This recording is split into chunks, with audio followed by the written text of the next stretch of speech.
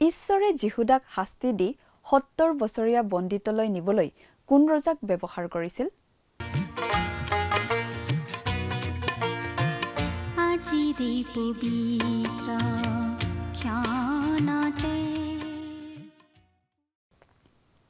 নমস্কাৰ, আমাৰ ভক্তিবচন অনুষ্ঠানলৈ আপোনাক স্বাগতম জনাইছোঁ। খ্ৰীষ্টীয় বিশ্বাসী লোকসকলৰ বাবে বিশেষভাৱে প্ৰস্তুত কৰা এই ভক্তিবচন অনুষ্ঠানটো হৈছে বাইবেল অধ্যয়নৰ ধাৰাবাহিক অসমীয়া অনুষ্ঠান।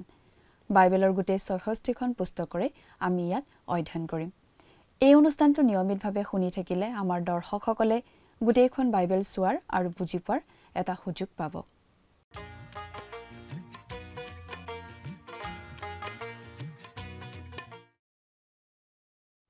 যীহুদাৰ শেষ ৰজা আছিল জকনিয়া। ঈশ্বৰে কৈছিল যে জকনিয়াৰ কোনো বংশধৰে দাউদৰ সিংহাসনত বহিব নোৱাৰিব। যোছেফ যীশুৰ পিতৃ হ'ব নোৱাৰাৰ এইটোৱেই কাৰণ। যোছেফ আছিল জকনিয়াৰ বংশৰ। যীশুখ্ৰীষ্টৰ দুটা বংশাৱলী আছে। মঠিৰ বংশাৱলীটোৱে দাউদৰ পৰা চলোমন আৰু জকনিয়াৰ যোগেদি যোছেফলৈ আগবাঢ়ি গৈছে। যোছেফৰ বংশই যীশুক সিংহাসনৰ আইনী অধিকাৰটোহে দিছিল, কিন্তু যোছেফ যীশুৰ পিতৃ নাছিল। দ্বিতীয়টো বংশাৱলী লোকত আছে। এইটো মৰিয়মৰ বংশাৱলী। ই চলোমনৰ দ্বাৰা নহয়, দাউদৰ আন এজন পুত্ৰ নাথনৰ দ্বাৰাহে আহিছে। সেই বংশটোত অভিশাপ নাই। প্ৰভু যীশুখ্ৰীষ্ট কুমাৰী মৰিয়মৰ গৰ্ভত জন্মিছিল আৰু তেওঁ মৰিয়মৰ বংশৰ মাজেৰে আহিছিল। ২২ নম্বৰ অধ্যায়ৰ অতি ভয়ংকৰ হাওৰ পাছত আমি অলপ পোহৰৰ ৰেঙনিও দেখা পাওঁ। ভাৱবাদীৰ যুগেৰে কেৱল গভীৰ অন্ধকাৰেই নহয়, সুৰংগৰ শেষত পোহৰ দেখাৰ নিচিনাকৈ আশাৰ কথাও ঈশ্বৰে জনায়।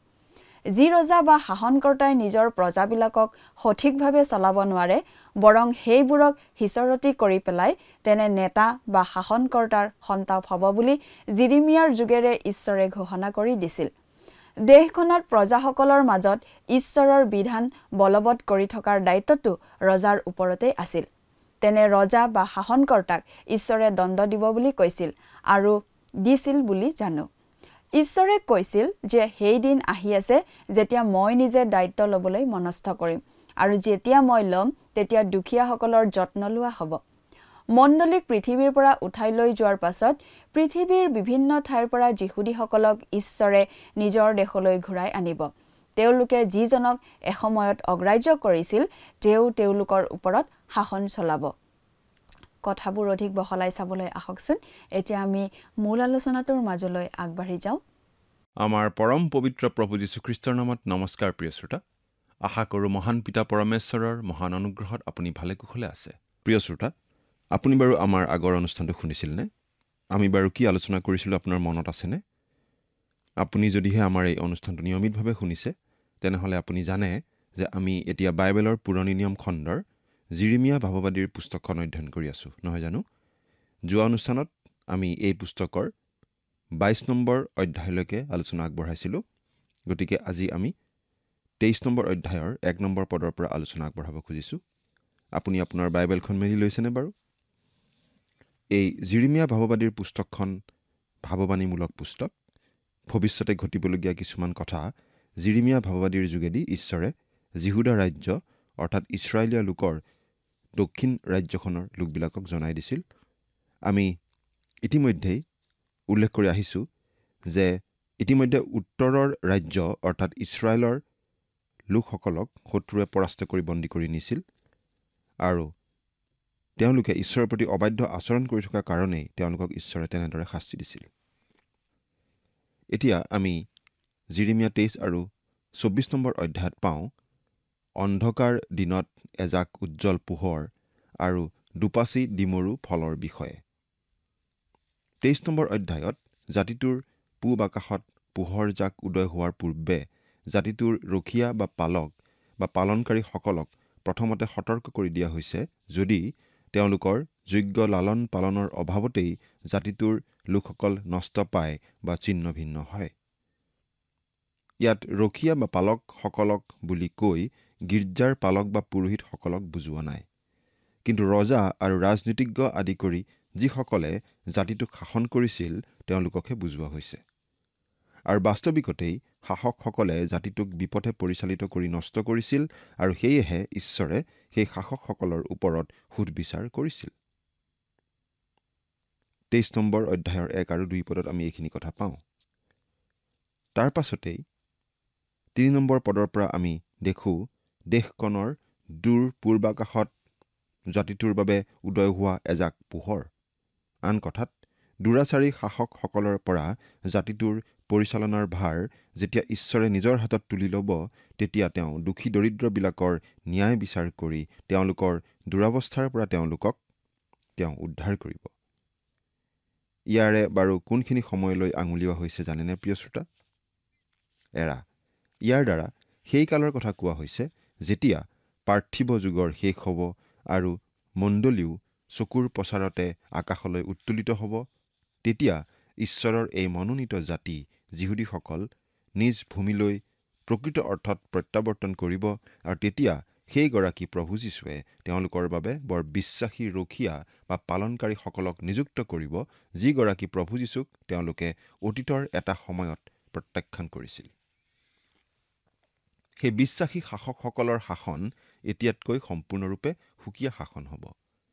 মৰিয়মৰ বংশৰ মাজেৰে অহা শান্তিৰ ৰজাৰ দ্বাৰাই জাতিটোৰ মাজত শান্তি স্থাপিত হ'ব।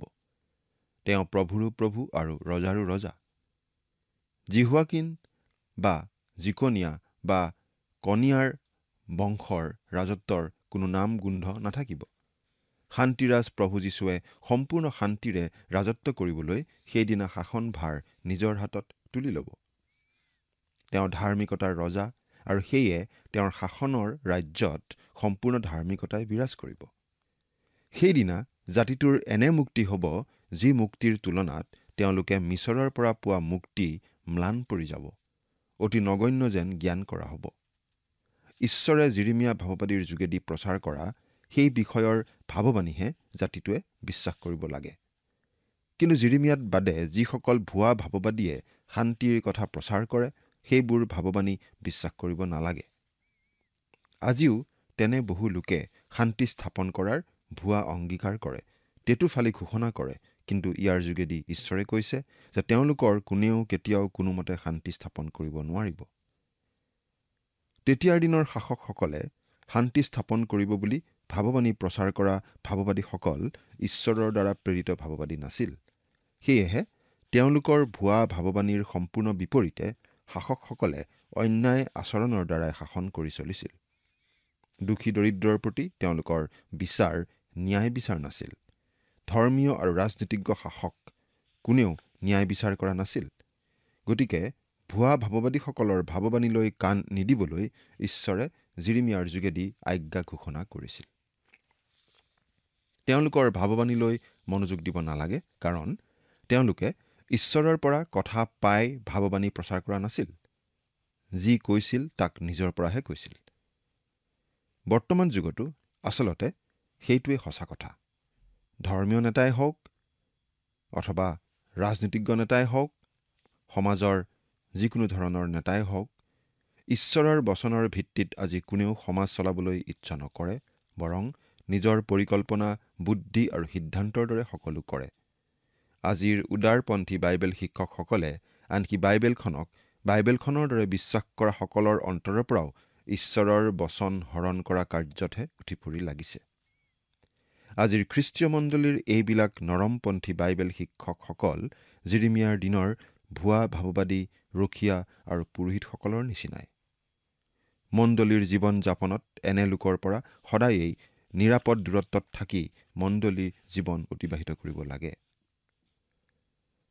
24 নম্বৰ অধ্যায়ত যিৰিমিয়াই দৰ্শনত দেখা ডিমৰু ফল ভৰা দুটা পাচিৰ বিষয়ে আমি পাওঁ। ডিমৰুৱে সদায় যিহুদী জাতিক বুজায়। ডিমৰু ফল ভৰা দুটা পাচি যিৰিমিয়াই দৰ্শনত দেখিছিল।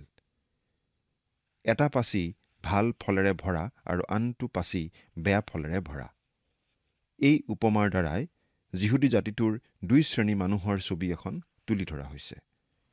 ভাল ডিমৰু ফলৰ নিচিনা ঈশ্বৰৰ সান্নিধ্যত থাকি ভাল পোৱা যিহুদী আৰু বেয়া ফলৰ নিচিনা সেইসকল যিহুদী যিসকলে ঈশ্বৰৰ লোকৰ দৰে জীৱন যাপন কৰিবলৈ ইচ্ছা নকৰে।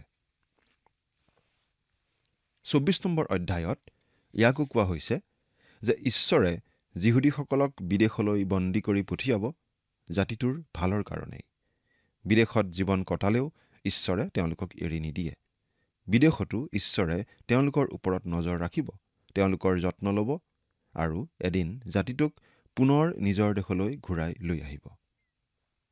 এতিয়া আমি 25 নম্বৰ অধ্যায়টো চাওঁ হওক। 25 নম্বৰ অধ্যায়টোত আমি পাওঁ যে যিহুদী লোকসকল বিদেশলৈ নিৰ্বাসিত হৈ তাতেই 70 বছৰ কাল বন্দী জীৱন কটাব লাগিব।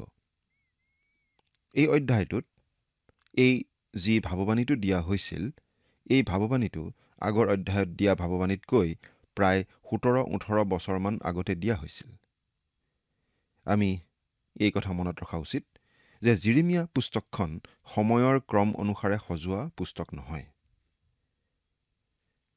তেতিয়া ৰজা আছিল জোচিয়াৰ পুত্ৰ জিহুৱাকিম।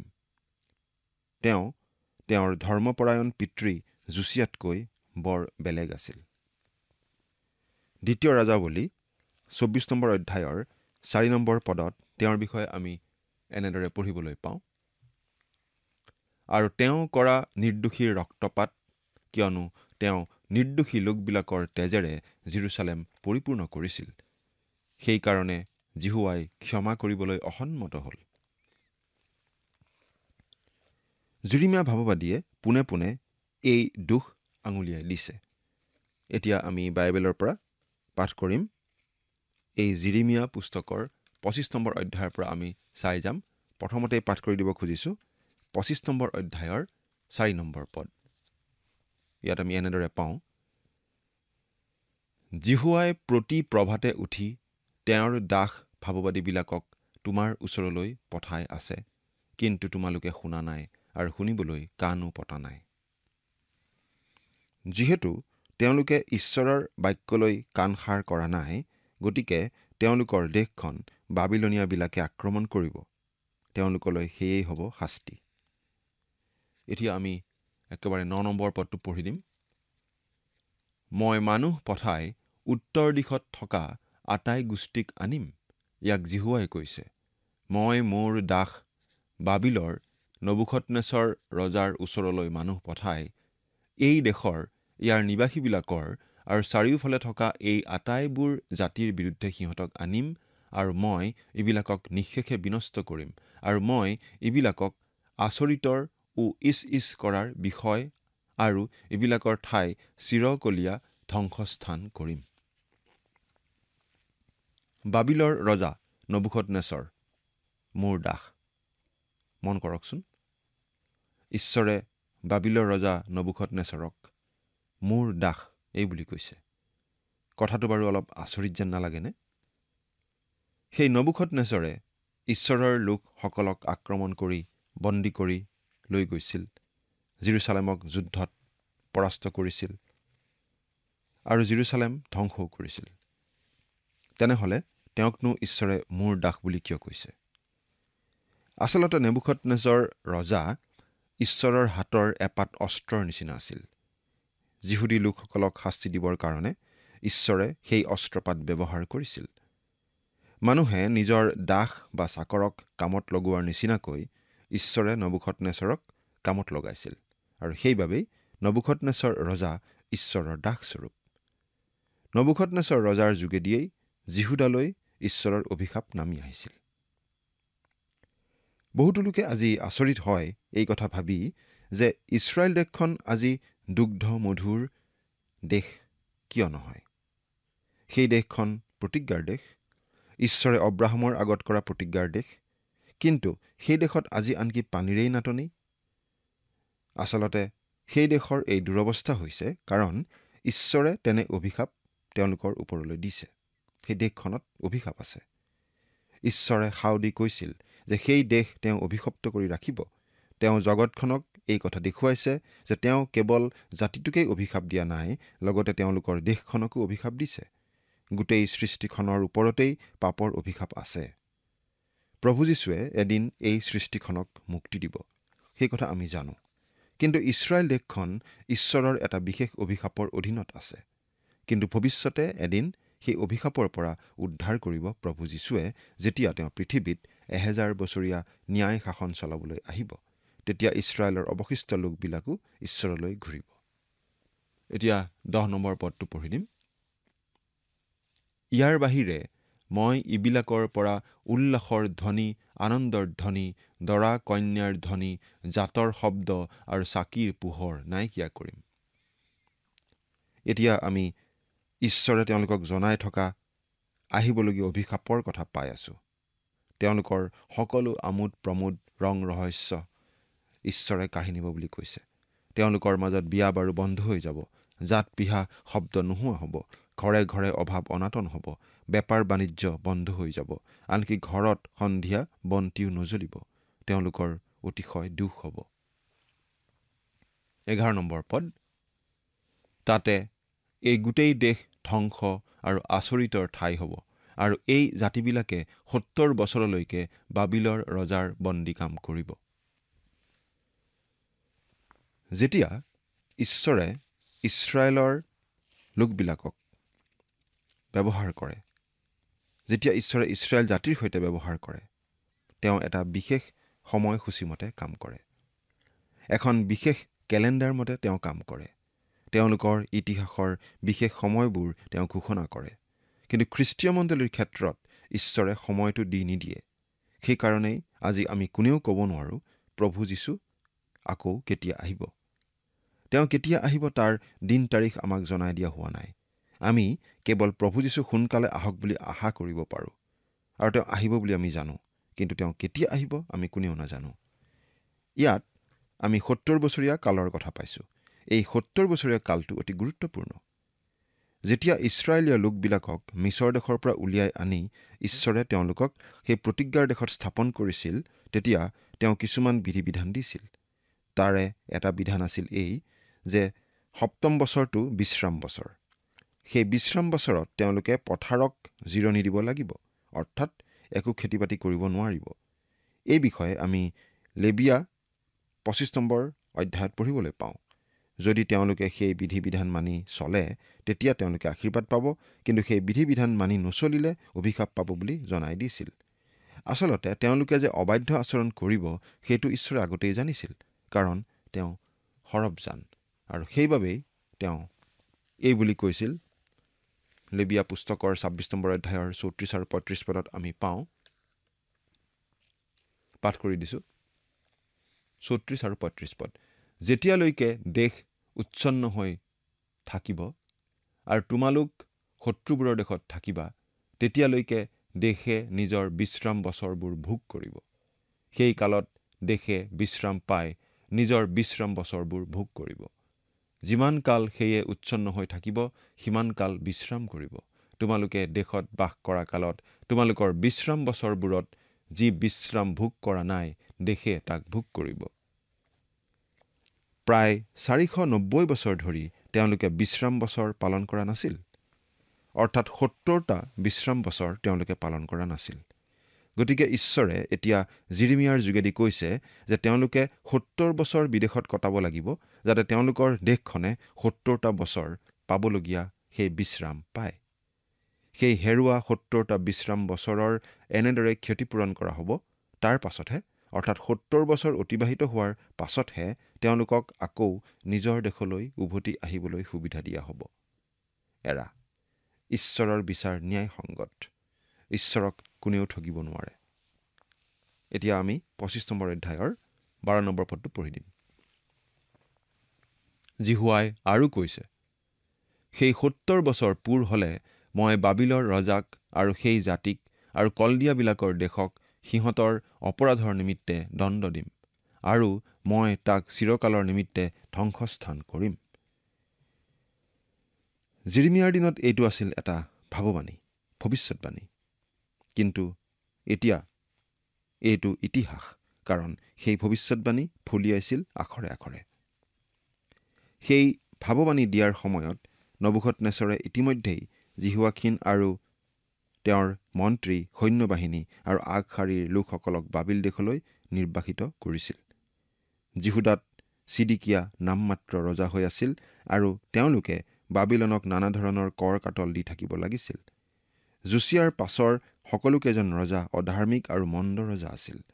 জিৰিমিয়াই শেষ অভিশাপটোৰ কথা ঘোষণা কৰিছে যে নবুখদনেছৰ ৰজা আহি জেৰুচালেম একেবাৰে ধ্বংস কৰিব আৰু মাত্ৰ কিছুমান লোকৰ বাহিৰে বাকী সকলোকে বন্দী কৰি বাবিললৈ লৈ যাব। সেই বন্দিত্বৰ কাল হ'ব ৭০ বছৰ। অৱশ্যে ভাৱবাণী তাতেই শেষ হোৱা নাই। এতিয়া তেওঁ ঈশ্বৰৰ ক্ৰোধৰ পিয়লাৰ এটা উপমা দিছে। এই ক্ৰোধৰ পিয়লাৰ কথা আন ভাৱবাদী কিছুমানেও ব্যৱহাৰ কৰিছে। ঈশ্বৰৰ বিৰুদ্ধাচৰণ কৰি থকা মানুহৰ পাপ বুজাবৰ বাবেই এই উপমা ব্যৱহাৰ কৰা হৈছে। এতিয়া আমি 15 নম্বৰ পদৰ পৰা একেবাৰে 17 নম্বৰ পদলৈকে পাঠ কৰি দিম। কিয়নো ইছৰাইলৰ ঈশ্বৰ জিহুৱাই মোক এইদৰে কৈছে, তুমি মোৰ ক্ৰোধ ৰূপ এই দ্ৰাক্ষাৰসৰ পাণপাত্ৰ মোৰ হাতৰ পৰা লোৱা, আৰু যি জাতিৰ ওচৰলৈ মই তোমাক পঠাওঁ তুমি গৈ সেই জাতিক ইয়াক পাণ কৰোৱা। সিহঁতে পাণ কৰি ধলং পলং কৰিব, আৰু মই সিহঁতৰ মাজলৈ যি তৰোৱাল পঠাম তাৰ কাৰণে সিহঁত পগলা যেন হ'ব। তেতিয়া মই জিহুৱাৰ হাতৰ পৰা সেই পাণপাত্ৰ লৈ জিহুৱাই যিবোৰ জাতিৰ ওচৰলৈ মোক পঠালে সিহঁতক পাণ কৰালো। এতিয়া তেওঁ জাতিসমূহৰ তালিকা দি দিছে।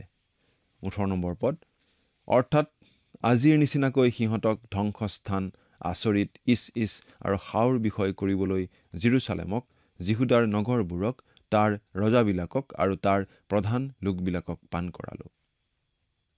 প্ৰথমতেই অৱশ্যে জেৰুচালেম, জিহুদাৰ নগৰবোৰ, ৰজা, ৰাজকোঁৱৰ আৰু পুৰোহিতসকলৰ কথা উল্লেখ কৰা হৈছে।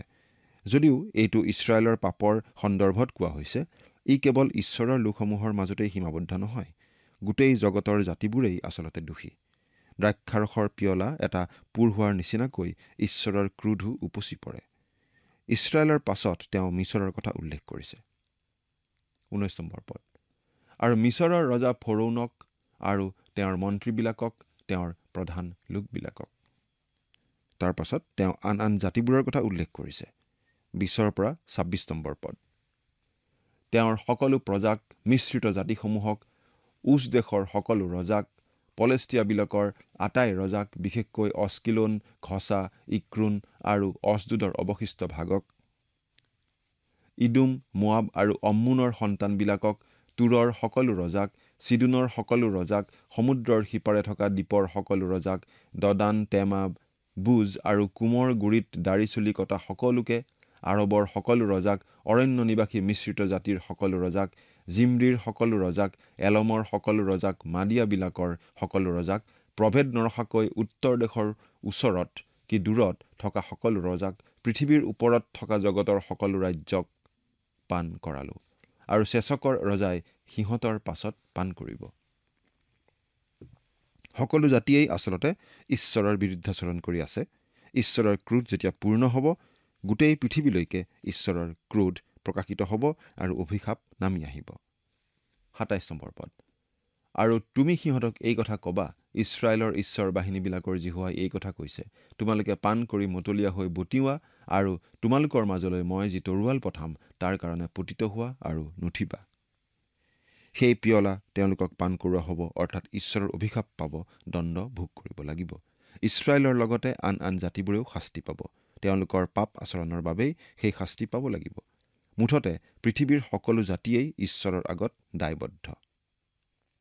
এতিয়া আমি বাকী পদকেইটা পঢ়ি গ'লে পাওঁ যে সেই দণ্ড কেৱল ইছৰাইলতেই সীমাবদ্ধ নাথাকিব। বাবিলন হ'ব ঈশ্বৰৰ দণ্ড, ইছৰাইল আৰু আন জাতিবোৰক শাস্তি দিয়াৰ অস্ত্ৰ। আৰু এই কথা ফলিয়াইছিল কাৰণ বাবিলনে সকলো জাতিক পৰাস্ত কৰি বিশ্ব শক্তি হৈ পৰিছিল। নবুখদনেছৰৰ সমৰ অভিযানৰ এখন ছবি ইয়াত আমাক আচলতে দিয়া হৈছে। তেওঁ গোটেই সভ্য জগতখনকেই নিজৰ অধীন কৰিছিল। মিছৰ, তুৰ, চিডোন আদি সকলো জাতিক নিজৰ অধীনলৈ আনিছিল।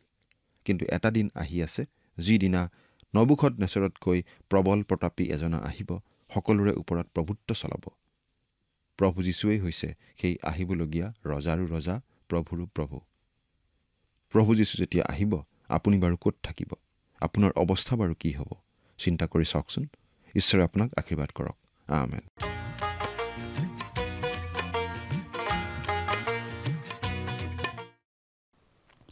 ঈশ্বৰে জিহুদা আৰু চুবুৰীয়া জাতি আৰু ৰাজ্যবোৰৰ ওপৰলৈ বিশেষ দণ্ড নমাই আনিব বুলি জনাইছিল।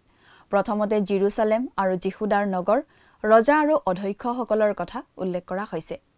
যদিও এইটো বিশেষকৈ ইছৰাইলৰ পাপৰ সৈতে জড়িত, তথাপিও ই কেৱল ঈশ্বৰৰ নিজৰ লোকসকলৰ মাজতে সীমাবদ্ধ নহয়, আন জাতিসমূহকো ঈশ্বৰে দোষী সাব্যস্ত কৰিছিল। ইছৰাইলৰ পিছত তেওঁ মিছৰৰ কথা উল্লেখ কৰিছে। তাৰ পিছত পলেষ্টিয়াসকলৰ দেশ আৰু অস্কিলোন আৰু আজ্জা আৰু ইক্ৰুন আৰু অজদুত আৰু ইডুম আৰু মোৱাব আৰু অম্মুন আৰু তুৰ আৰু চিডুন আৰু সাগৰৰ সিপাৰে থকা দ্বীপবোৰৰ ৰজাৰ কথা উল্লেখ কৰিছে। তেওঁলোকে সকলোৱে ঈশ্বৰৰ ক্ৰোধৰ দণ্ড ভুগিব লাগিব বুলি কৈছিল। বাবিলৰ ৰজা নবুখদনেছৰৰ যুগেৰে ঈশ্বৰে সেই শাস্তি আনিছিল আৰু যিহুদী লোকসকল ৭০ বছৰৰ বাবে নিৰ্বাসিত হৈছিল।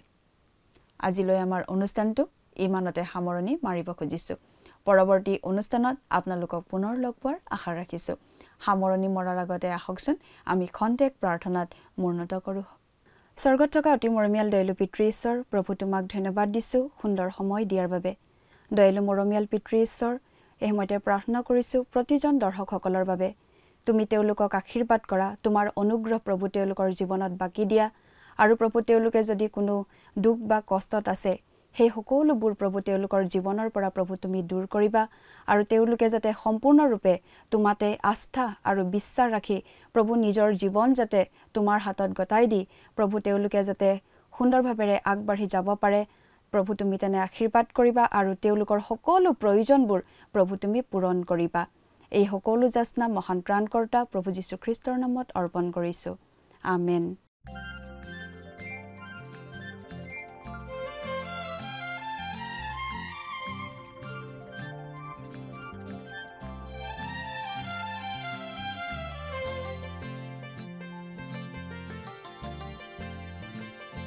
সৃষ্টি চাই অবাক হৈ যেনি চাও নুবুজো তুমি কেনে মহিমাময়। এই সৃষ্টি চাই অবাক হৈ যেনি চাও নুবুজো তুমি কেনে মহিমাময়।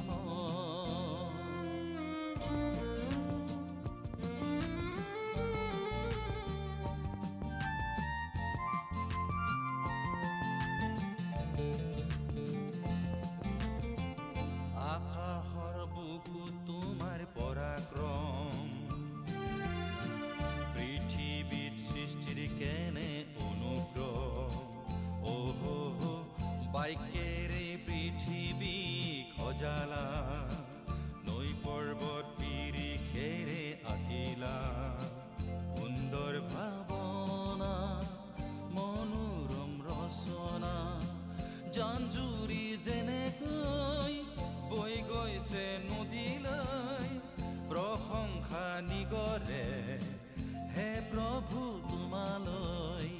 জানজুৰি যেনেকৈ বৈ গৈছে নদীলৈ, প্ৰশংসা নিগৰে হে প্ৰভু তোমালৈ। এই সৃষ্টি চাই অবাক হৈ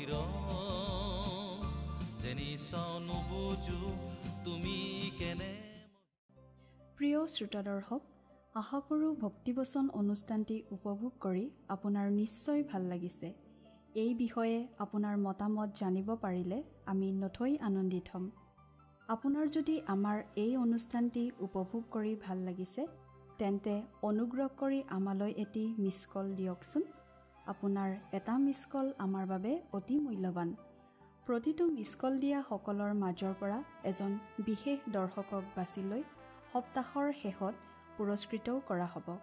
মিছ কল দিয়া নম্বৰটো হৈছে 0444908125। আপোনাৰ যদি কিবা প্ৰাৰ্থনাৰ বিষয় থাকে বা অধিক জানিবলৈ ইচ্ছা কৰে, তেন্তে টেলিফোনৰ মাধ্যমেৰেও আমাক যোগাযোগ কৰিব পাৰে। আমাৰ টেলিফোন নম্বৰটো হৈছে 7429840242। আপুনি আমালৈ ইমেইল অথবা পত্ৰযোগেও যোগাযোগ কৰিব পাৰে। তাৰ বাবে আমাৰ ইমেইল ID আৰু পোষ্টেল এড্ৰেছটো টিভি পৰ্দাত চাই লওকচোন।